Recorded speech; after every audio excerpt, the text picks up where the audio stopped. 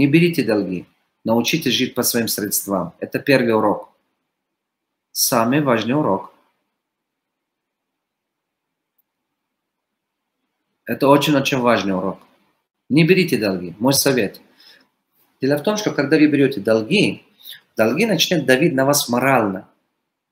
Они создадут массу и давят на вас. Понимаете? Давит морально.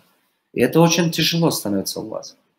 И когда долги давят на вас морально, вы постоянно думаете о них. Когда вы начнете думать о них, они попадают в центр вашего внимания. Когда они попадают в центр вашего внимания, они начинают набирать у вас умственную энергию и приумножается. И с другими словами, долги приумножаются, талант уменьшается. Я повторяю, долги приумножаются, талант уменьшается. Я прошел через это, я это понимаю. Хотите стать умным человеком? Да прекратите брать долги. Помните, что ваш мозг эффективно работает, когда, смотрите, чем больше внешнего вливания денег, тем меньше ваши мозги будут работать. Чем больше вы питаетесь любую ситуацию, любую проблему решать внешним вливанием деньгами и так далее, тем меньше вы будете думать. А чем больше вы будете думать, тем меньше нужны будут извне деньги. Я повторю, чем больше, вот смотрите, простую вещь возьмем. Возьмите студента, любого студента, из молодых годы, вы все прошли через это детство. Детство у вас было. Если вы часто свои задачи, жизненные задачи начали решать, у родителей брать деньги, у дядя, тетя и так далее, тем меньше вы думали об этом. Вы вообще не думали, как делать. А чем вы сами начали думать, как решать свои проблемы, чем вы сами начали больше думать, как решать свои проблемы, тем меньше вы брали деньги со стороны. Поэтому ваш мозг начинает очень сильно работать, когда вы вообще не рассматриваете вариант долгов. Вот что хочу вам сказать. Когда вы не рассматриваете вариант. Долг другой, инвестиция другой. Чем отличается кредит от инвестиций? Мне часто люди говорят, наставник, в бизнесе все равно нужно брать. Я вам скажу, да, чем отличается кредит от инвестиций? Разница в том, что кредит – это ваш собственный риск. Бизнес пойдет, не пойдет, вам придется платить его. А инвестиция – это риск инвестора.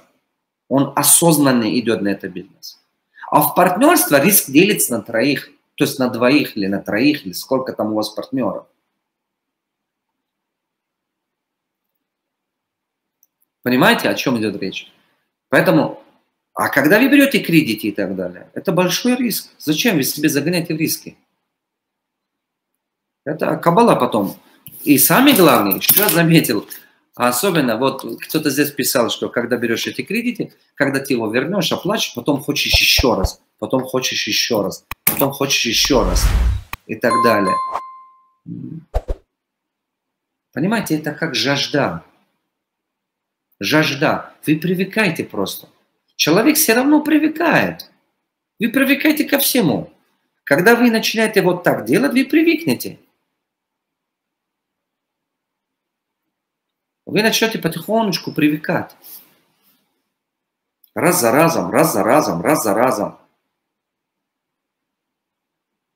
Плохо, если вы долги на долги складывать будете. Вот это будет самое страшное. Если одно кредит брали, работали, оплатили, потом брали второй, ладно, бог с ним. Но когда вы долги на долгах складываете, это ужас. Отсюда берешь, чтобы здесь оплатить, оттуда берешь, чтобы туда платить, отсюда берешь, чтобы процент этого закрыть. Вот это кошмар начинается. Это гарантированный путь к бедности. Гарантированный путь к бедности. Когда долги на долги складывают ваши мозги, это гарантированный путь к бедности. Живите по своим средствам. Живите. А когда вы видите, когда вы имеете право, смотрите, у меня к вам такой вопрос. Давайте я сейчас это включу. Вот. Скажите мне, пожалуйста, когда обычно люди берут долги, кредит? Когда они берут такие большие обязательства? Когда обычно люди берут долги, кредиты? Когда у них много денег или когда их не хватает?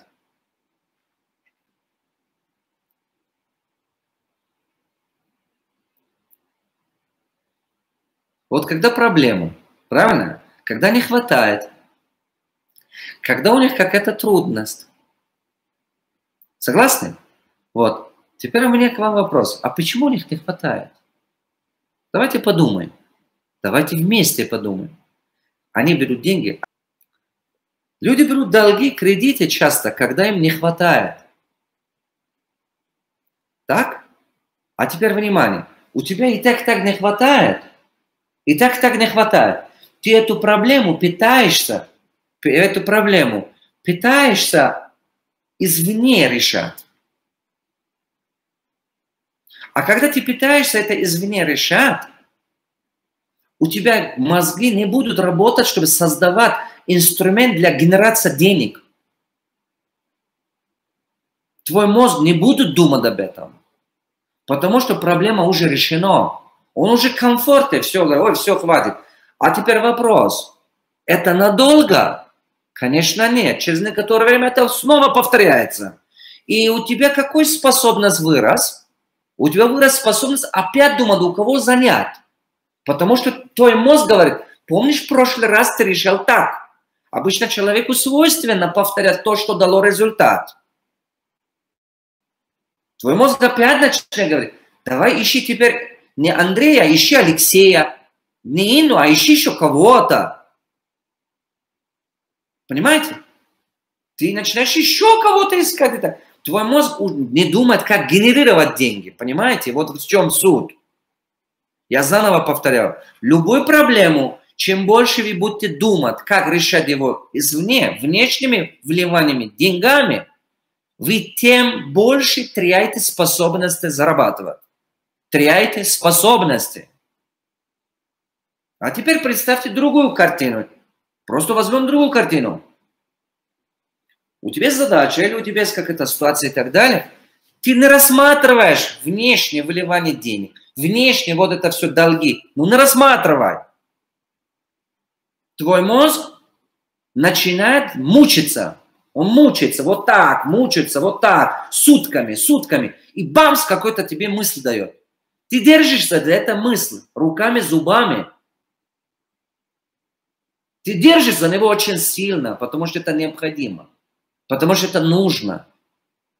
А потом она чуть-чуть созревается. Что-то получается, что-то не получается. Да, возможно, один раз. Но ты один раз, если чуть-чуть решаешь, чуть-чуть, ты начнешь понимать, о, вот так, оказывается, правильно.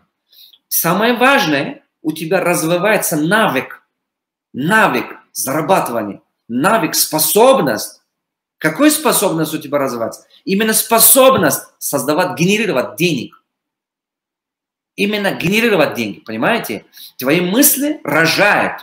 Ты думаешь, как это делать. И ты постоянно думаешь об этом. И это один раз чуть-чуть работал, второй раз работал, третий раз работал. И вы начинаете видеть, что вау, получается. И ты вообще забудешь про то, чтобы ты где-то там рассматривал внешнее выливание. А теперь вопрос. Все-таки когда-нибудь надо ли брать внешнее инвестирование или привлечение денег и так далее? Да, но когда? Когда у тебя идет рост. Ты бери внешнее выливание денег только в одном случае в своей жизни. Когда идешь развитие вверх, а не когда проблема спад. Ты и так умрешь, черт побери, еще берешь эти долги, быстрее умрешь вообще. Нужно привлечь денег только в одном случае. Есть конкретный одном случае, когда надо привлечь деньги, чтобы опередить конкурентов, чтобы захватить рынок, чтобы больше регионов можно захватить и быть передовая компания в этом продукте или в этом области. Это когда? Когда у тебя идет рост. Бизнес растет, доходы растут, ты реально видишь, но одновременно жестко контролируешь расходы. Фанатичный контроль расходов. Я слово фанатичный добавляю. Фанатичный контроль расходов. Жестко контролируешь, чтобы расходы не выросли. Никакие личные расходы. Экономия надо заниматься в развитии бизнеса, а не когда спад бизнеса. Ты видишь, что у тебя, например, есть продукт, классный продукт или классный услуг, и ты видишь, что он востребован. Но ты понимаешь, что рынок все равно будет чувствовать, что если это продукт или услуга востребован, тут же очень скоро будут люди тебе копировать. Поэтому твоя задача быть передовой. Твоя задача, чтобы это ты создал, это продукт, это услуга, быть первыми, захватить долю рынка побольше. Не давать шанс конкурентам обойти тебя. По крайней мере, чтобы их количество было меньше. Вот тогда ты понимаешь, что если я своими шагами пойду, своими шагами я по чуть-чуть маленьким оборотом, скажем, 100 тысяч или 200 тысяч долларов и так далее, это займет, не знаю, 10 лет займет, чтобы я, не знаю, занимал определенную долю рынка. А если я сейчас просто привлекаю 10 миллионов и так далее, я за 2 года захвачу этот рынок. Вот тогда делай этого. Обязательно делай.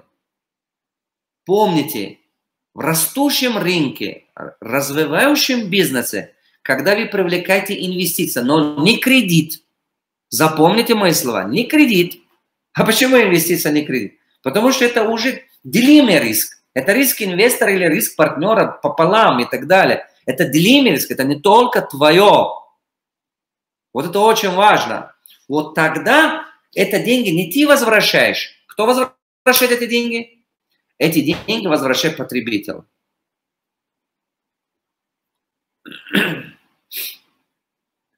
Вот. Эти деньги не ты возвращаешь. Я повторяю. Эти деньги возвращает рынок. Твой потребитель возвращает. Вот тогда обязательно надо брать. В обязательном порядке надо брать. А в других случаях никогда не берите. Это проблема. Зачем? Не берите. Если у вас трудности, вообще не берите долги. Иначе ваш мозг вообще не будет думать, как решать их. Он привыкнет. И каждый раз будет искать новые долги. Вы сами себе загоняете в угол.